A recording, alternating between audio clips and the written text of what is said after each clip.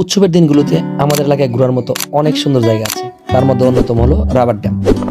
আজকে আমরা যাচ্ছি সেই রাবার ড্যাম ঘুরে দেখতে। আশেপাশে কি আছে, কেমন পরিবেশ, সবকিছু আপনাদের দেখাবো এই ভিডিওতে। শেষ পর্যন্ত আমাদের সাথেই থাকুন।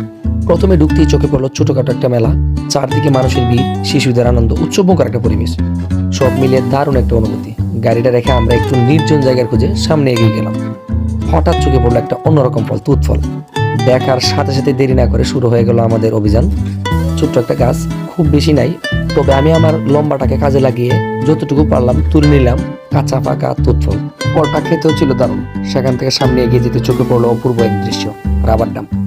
সেখানকার পরিবেশ এক কথায় মনোমুগ্ধকর। চাইলে আপনি এখান থেকে গোসল করার জন্য কাপড়ও ভাড়া নিতে পারবেন এবং সেই কাপড় পরে আপনি নিশ্চিন্তে পানিতে নেমে লাফালাফি, গোসল, দৌড়ঝাঁপ যা ইচ্ছা তাই করতে পারবেন। তো সবাই এরকমই করছে, সবাই নিজের মতো করে আনন্দ করছে। এরপর আবার ফিরে এলাম মেলার দিকে।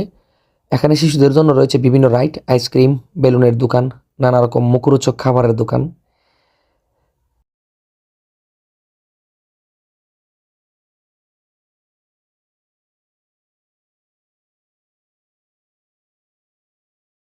এর মধ্যে চোখে পড়লো পেয়ারা ভর্তার দোকান। উনি খুব সুন্দর করে পেয়ারা ভর্তা বানান, দেখলেই জিভে পানি চলে আসে। একের পর এক মশলা মিশিয়ে তৈরি করলেন সুস্বাদু একটা ভর্তা। আপনারা এখানে আসলে অবশ্যই একবার ট্রাই করে দেখতে পারেন।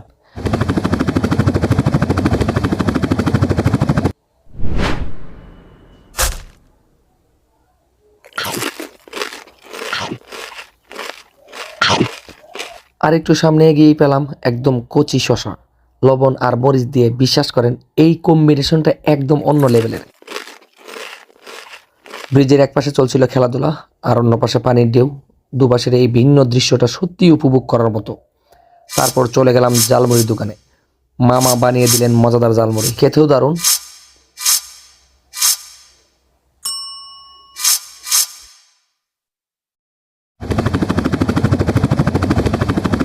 গল্প আর কথার ফাঁকে চলছিল আমাদের জালমুড়ি খাওয়া।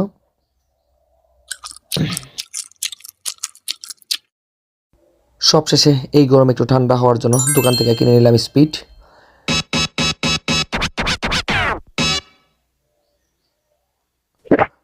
তো সবশেষে অনেকগুলো স্মৃতি নিয়ে বাড়ি ফেরা। তো আপনারাও চাইলে ঘুরে আসতে পারেন এই এলাকায়। ধন্যবাদ সবাইকে।